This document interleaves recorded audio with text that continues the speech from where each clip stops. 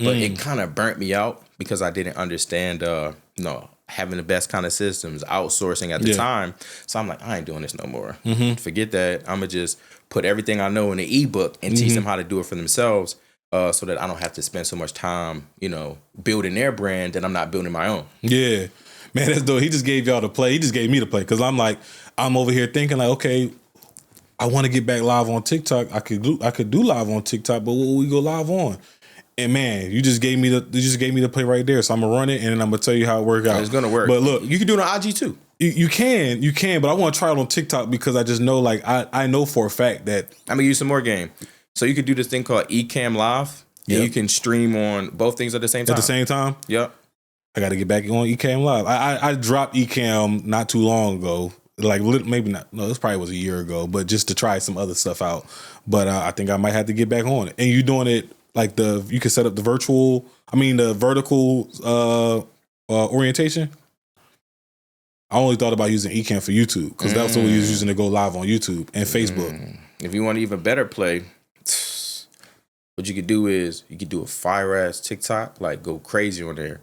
Then you'll be able to automate that thing on Instagram. Like you'll be able to take that live and kind of like what is the word I'm looking of? Like repurpose it and post it? Not like, kind of repurpose it, but it's like a rerun it. You know what I'm saying? Like a Martin. You could put, how Martin, we used to watch the same episodes and we would still watch it. You know what I'm saying? You could do that with your TikTok live. So you can have it like you're live on Instagram, but it was one of your TikTok lives. You know what I'm saying? Because you could do that from Ecamm. Because you can download your TikTok lives. So you download, and does Ecamm Live let you do that? I don't think they do. I'm just trying to figure out how am I going to show it on the Instagram. It's another one. I forget the name because I just do it manually. But I'm not. But I know some people don't have the time to get on there, right? And it's something I want to do, but my homeboys do it. That's why I know it works. You know what I'm saying? Because I told them like, yo, go crazy with the live, download it. You just put it on YouTube, like you said. But they was like, bro, you know what I'm saying? Like, we don't want to do that. You know what I'm saying? Like, so that's when I'm like, all right. Then we figured that way out. But you could just Google like how to put my TikTok live on Instagram, and then a bunch of software. Like do a rerun like the next day or like right anytime after. You want to. Yeah. Like, you could just have it up all day. Like it just keeps rerunning. What? Like rerunning. So imagine like you got your live on at 2 a.m. in the morning. Then you run it back at 9 a.m. Then you run it back at 3 p.m. But it's the same live because each person is gonna come in at a different time. You know what I'm saying? Hey, that's some game, man. Hey, we gonna have to chop it up outside of this episode, Zakee, because I feel like there's some ways that we could definitely collab. And for y'all that's like watching this, I hope y'all see now the reason why our teachers had us doing them damn presentations. Because really all you got to do is just build out a presentation on Google Sheets, PowerPoint, whatever, and get that game up. And that's exactly what I did. I made a Canva presentation on. No, I love Canva presentations. I think it was like, because people love hacks. People love secrets.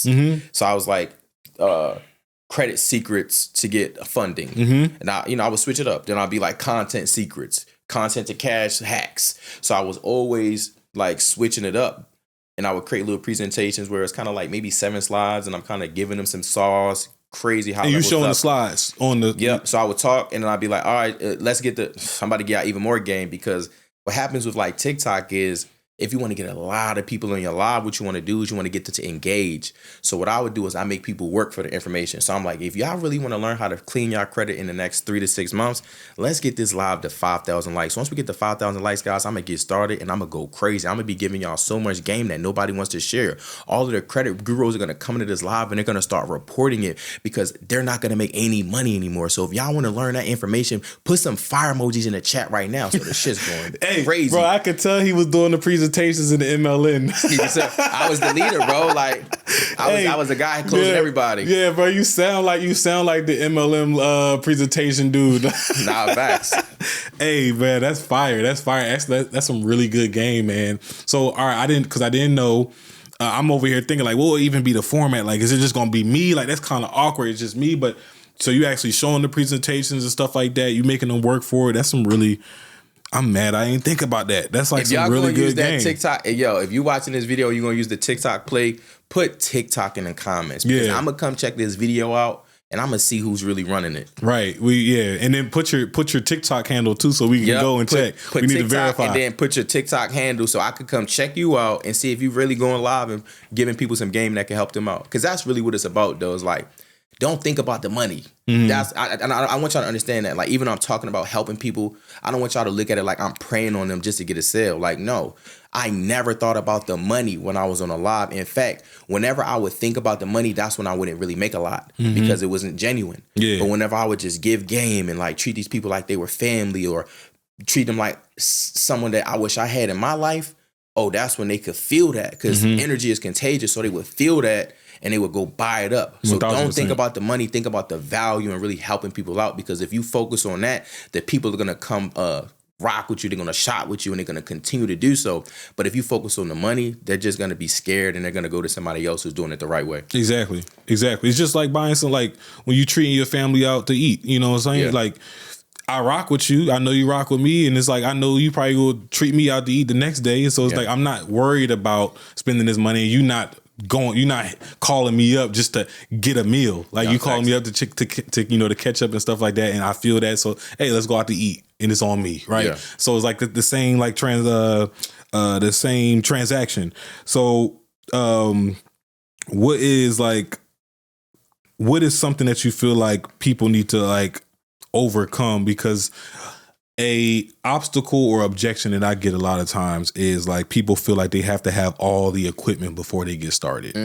And you just gave a play on how literally this is done with the phone that you already have, and either a free Canva account or even the paid one that's $14.99 a month, right? Yeah, so it's like you using a Canva account and an iPhone to really get busy. Speak to the people that's waiting for I got to get a microphone, I got to get a camera. I still got the iPhone 12. This is the phone that I started going on TikTok live and literally I would be holding it the whole time. Like, I didn't even realize I could have bought a damn stand, bro.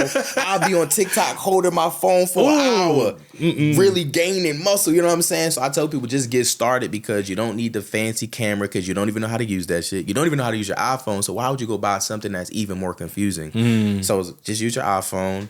Make sure you wipe the lens off, because y'all be having grease and all of this on your phone that makes it look worse. Cloudy then, videos. Understand lighting. Yeah. Once you understand lighting, that's really what's going to make your quality of content increase, because a lot of people don't understand lighting. They don't understand, that they can use an iPhone and get the same quality, not the same, but a similar quality as a top camera. Yeah. You can get really good quality. Like, we're using the back camera. But you got these good FX30, so I don't want to lie to anybody. And they go get the iPhone 12 and be like, bro's cap. But to your point though, for the play we just talked about though, you will be out your damn mind if you try and get an FX30 to do a TikTok live. Like, it's unnecessary. That's unnecessary. You don't need that. That's like buying a Ferrari to go on a road trip. Like, why would you put that many miles on that damn car like that? Like, that's stupid. It's insane.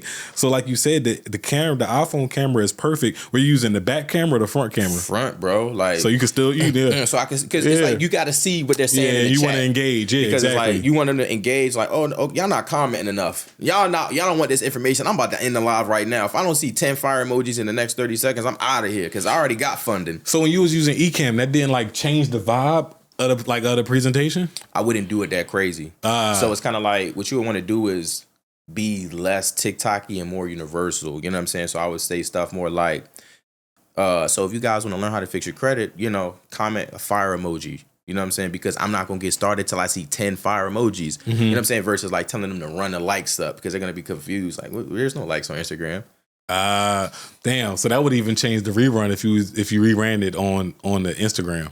Yeah, so it's kind of like, if your goal is to kind of like be a lazy entrepreneur, and it's good to be lazy because you don't want to burn yourself out.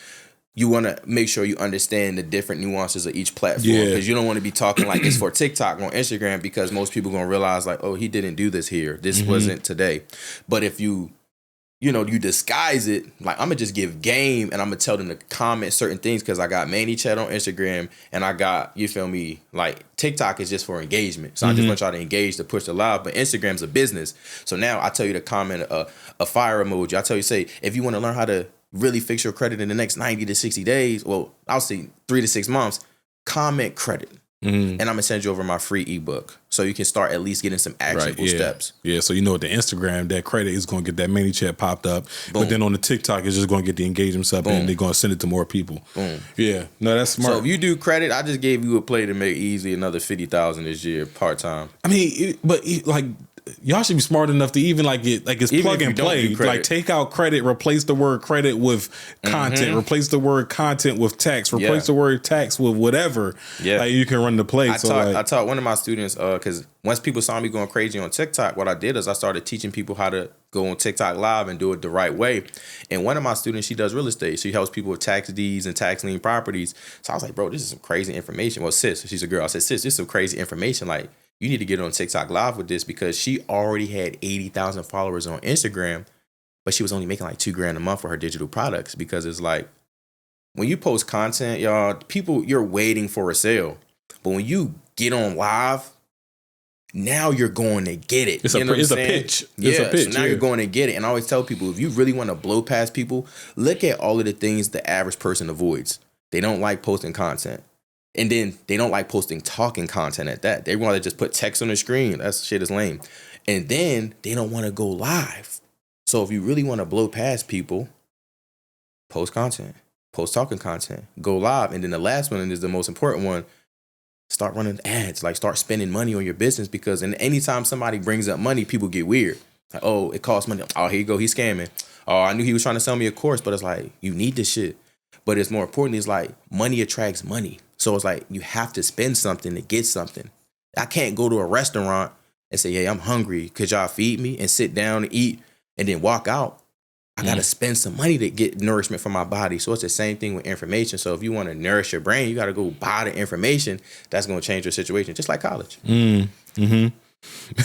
I'm finna have one of my copywriters just write up a whole goddamn, because it's really sales. Like the concept of live, and like I say sales, but to your point again, you're not doing this like thinking about the money you can make. You're doing it to give the value first. You always want to leave with the value. So I'm gonna preface that. But then when it comes down to actually like running your business, you need sales to run a business. Absolutely. And when I think back on all my sales days, like when we used to be in the Walmarts trapping that internet and stuff like that, it was like the law of averages. Yeah. How many people can you pitch? And the pitch was the same regardless. You know, a couple of things you might have changed is when you realize who you was talking to, your avatar might have changed. So now instead of you talking about, you can get the NFL ticket, you're talking about how you can get OWN, or something like that. It's the same thing. You get on live, you just tailor the pitch a little bit differently. So, man, I love this game.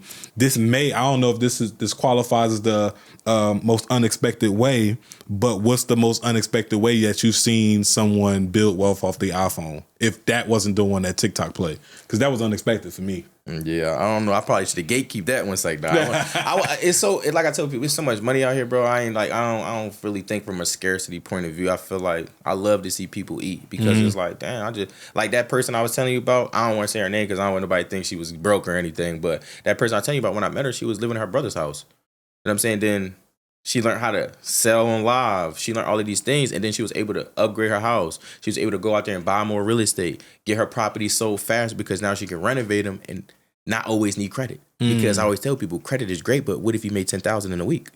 Mm-hmm. That's better than credit. Yeah, because it's yours. You know what I'm saying? That's cash. That's what they mean by cash is king. But also find a way to make a lot of money in a short period of time. Yeah. So what has been like some of the biggest mistakes, or like, I guess, nuances of people trying to monetize their following? Like, what have people done wrong when thinking about, oh, I'm gonna monetize my following, I'm gonna get some, or I'm gonna make this digital product, I'm gonna sell, et cetera, et cetera. They thinking about money instead of thinking about value. Yeah. How is somebody gonna trust you if you trying to sell them and you got no followers? You gotta make people trust you before you give them an offer. You know what I'm saying? Just like, y'all watching this video, I'm giving y'all so much game. I ain't even saying buy my stuff. Why? Because you're gonna be like, who's this random dude trying to get me to buy something who hasn't helped me for free, who hasn't put me in the right direction? You know what I'm saying? So I tell people, stop focusing on views, likes, and start just putting an authentic story out there that can really benefit a person and get them a result. Because if, let's say you just wanted to come up with a random offer, like just for podcasters, like I help podcasters scale to 10 to 20K months in X amount of time. So then all you're going to do is talk to the person who has a podcast that's not making any money, and you're going to give them tips that they can do. So what you need to do is you need to get a sponsor. What you need to do is create a media kit. What you need to do is do this. And then they're going to be like, damn, I never thought of those things. But then they're going to start trying to put a media kit together and be confused. Like, I don't know what to include. They're going to start trying to find sponsors. They're not going to know how to find them. So then that's how you'll be able to, I would say, turn them from free traffic to them paying you. You know what I'm saying? Mm-hmm. Right. Because this is actually very relatable to a post that I've seen today where a young lady was calling out the black community and more so like black capitalism. She was talking about how like, why, is the first thing people want to say like, oh, you need to invest in the stocks. But then when I ask how, you telling me I got to pay you for that, right? Or like you saying you got to invest in, let's just say credit, right? But when I ask you like, oh, what do I need to do? I got to pay you for that, right? Instead of just giving it away. Yeah, give me help me get there. Like I obviously don't have the information. Help me get there. And so when we talking about that value, that's the best. I think that's the best way to do it. Stop thinking about you got to charge people for the information. Exactly. But now when it comes to your time, that's where you can monetize because now you asking me for help on the implementation. So you're not charging for the information, you're charging for the implementation. Yeah. So like I could tell you this is how you can make money in X. This is how you can achieve this result. You can try to implement it yourself, but if you can't, I'm here to help. But this is the price for me to help because now I got to put like if I'm not doing it, I'm most likely paying people to do it for you. So I'm not just going to come out of pocket for that. So that's like, I feel like that's the best way to kind of think about it is not the value, but paying for the implementation. So what I tell people is like, a lot of people think they know what to do, but the reason why they haven't taken any action is because they haven't invested. If you pay a person $5,000 to learn a specific thing, you better believe you learn. They say jump, you going to jump.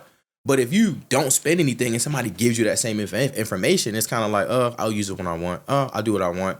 Just like the TikTok live play, right? You know how many people been on my TikToks? You know how much game I done told people the best banks that's giving out the bag. I done told people how to clean their credit. I done told people how to build their credit. But only 1% of people probably took action. And I'm just saying the people who didn't buy anything. You know what I'm saying? Like they just tried to take the information I gave them for free and figure it out.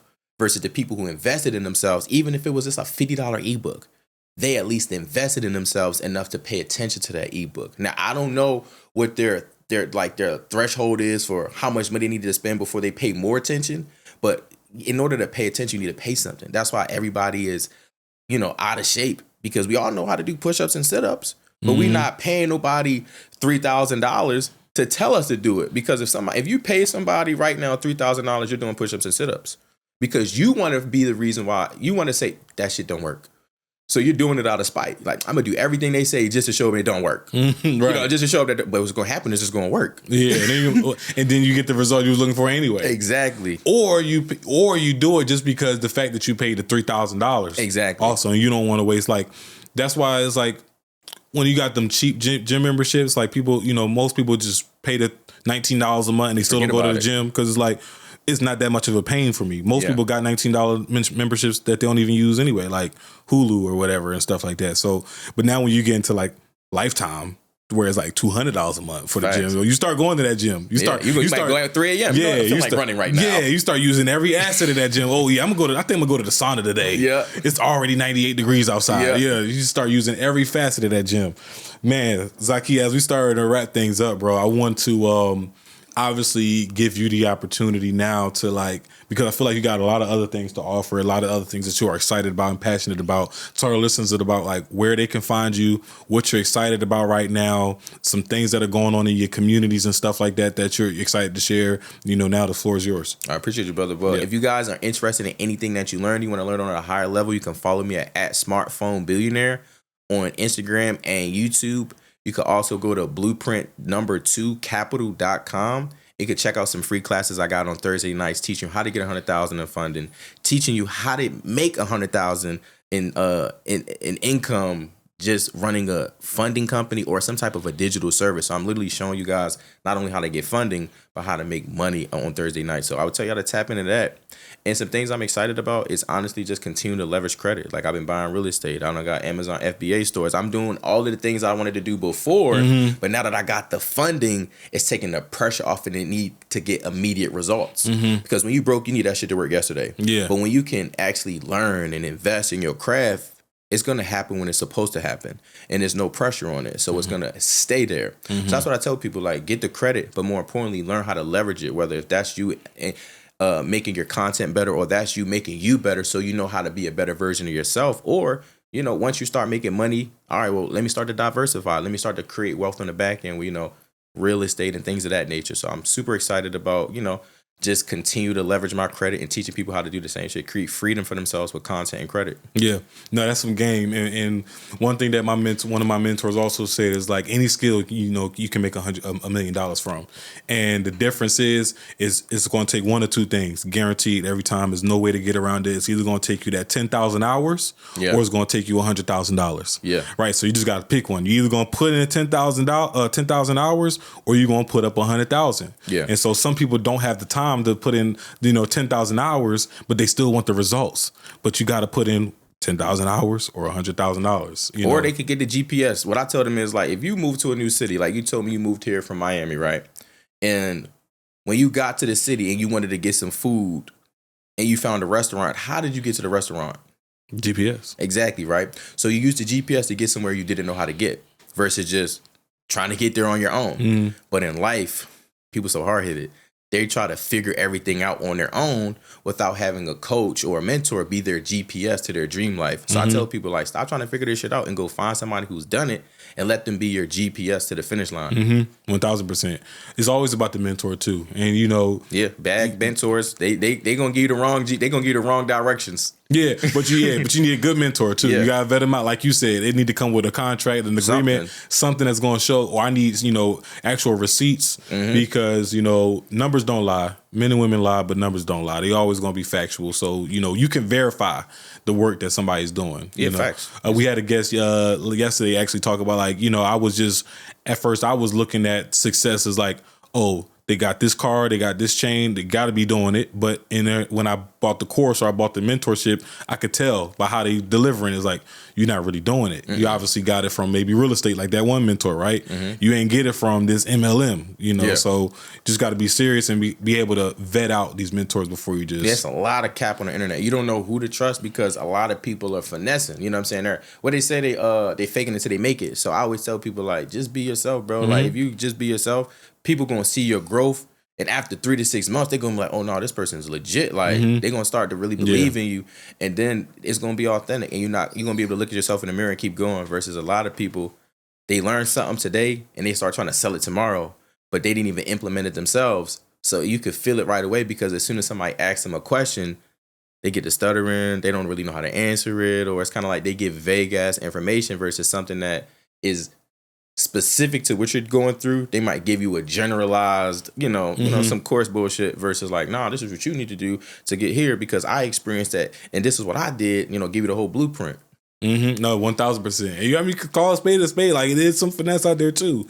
Like, you still got people who eating off of that PPP loan, you know, didn't even put it in the business. They just put it straight towards the cars and the other stuff like that. So it's just like, you just got to be aware of that. Yeah, some people get the credit. They go get a chain. Exactly. They go upgrade their car. But it's like, why would you do those things? Those things don't even make money. Versus if you get some funding, invest it into yourself first. Especially if you don't have anything going on. Now, if you're an existing business owner, invest into your business. You know, hire, outsource, do things that's going to implement more revenue coming in.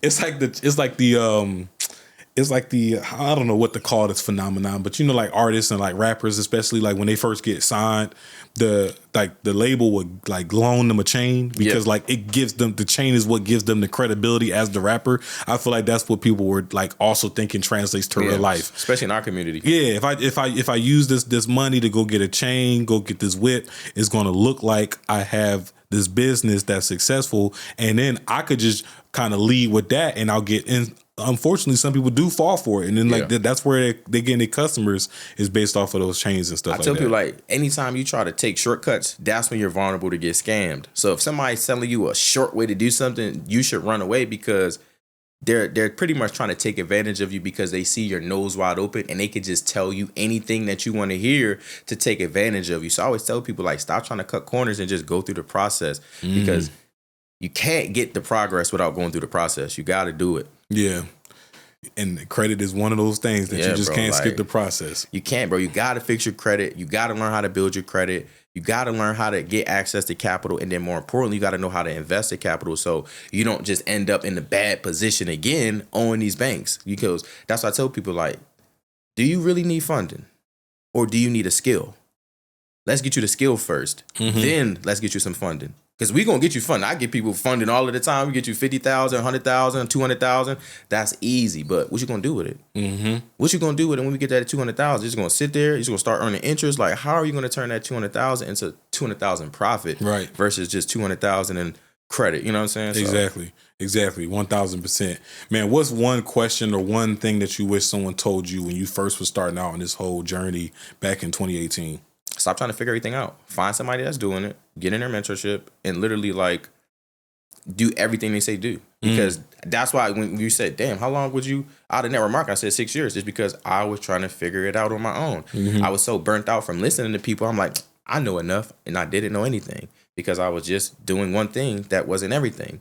So that's what I tell people. Stop trying to figure it out. Stop trying to YouTube it. Like, there's only but so much you can get from a YouTube video because you don't know what's happening behind the scenes. So. And you don't know which videos to look for in what order. Exactly. Like you fucking around, watch 30 videos, 3 different methods, 20 different what's it, like cadences, and they're all saying different stuff, so you don't know how to apply it. Exactly. Like you said about the GPS. The GPS, like it's multiple ways to get to that same restaurant. Facts. But you don't know if that road was closed or if this way going to take you through that. You know what the dumbest direction ever that Google gives me? Is when they tell me when this is like a intersection with a stoplight that I could have went, but they took me down that 1-lane road that I have to cross the like 3-lane highway, but there's no stop sign or no stoplight. I'm like, how the hell am I supposed to get across this road when I could have just went to the... So like, that's an example of going to a YouTube video that leads you down. You got 3 different methods that, I just watched this one video that told me to do this. Now it's telling me to do this. Which way am I supposed to go? Exactly. They got analysis paralysis. Exactly. So now more time goes by because people value their money more than their time. They don't realize, like, bro, time is more expensive. We only got one life to live. Why would you spend years of your life trying to figure it out? We could just spend your dollars and figure it out faster. So they got us in the matrix thinking like, oh, I want to get, paid this per hour, that per hour, this per hour. So now everybody kind of values their money so much because of the time it takes them to make it. Versus when you got a high value skill, like helping people get access to funding, showing people how to use that funding to build their brand. Now it's like, it doesn't matter how many hours I work. You know what I'm saying? Because now I'm having a value driven business where if I help 10 people, I can make a lot of money. Versus if I invest 100 hours, it's not an hours based company. It's a value based company. Drop the clues bomb on this one, man. This was oh man, I said this too soon. Like yesterday I said this was one of my favorite conversations, but today this is one of my favorite conversations. This is one of my favorite conversations. One, because you kind of brought it full circle for me. You made it super relatable to, what I'm passionate about, which is storytelling and through content and stuff like that. And like just the game about TikTok.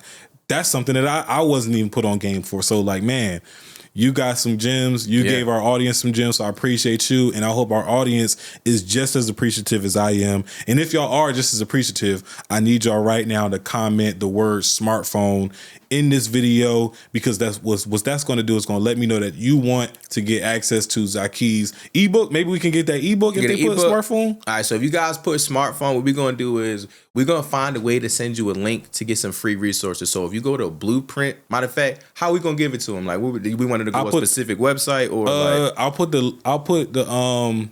I'll have the link ready so that the people who specifically comment, you'll reply to it. All right, say less. Yep. So we'll have the link ready. So when you comment smartphone, you'll get that link replied to you, and then I'll even add to that. I'll even help you customize a personal content calendar. So now when you get this ebook and you get the business funding and you have this brand that you're trying to launch and things like that, you're going to get a 30-day content calendar personalized for your business, for videos, blogs, etc., that you should be posting and what days and what times you should be posting them on what platforms. All right. That's the deal. Make sure y'all comment smartphone if you found this video valuable, which I'm sure some of you did. And then also don't just stop there. Share it with some family, share it with some friends, share it with an associate who you know needs this information, because there's so many of us who do. Because like Zakee said, only 1% right now is implementing the information that we put out there. We need to at least get past 10%. We need to at least get past 10%, y'all. So, man, Zakee, it's been a pleasure having you on the show, man. One of my favorite conversations this year. Let's go. Man, this was one for the books. I'm your guy, Kai Speaks. You just heard from Zakee on the $1 Million Mind podcast. We out.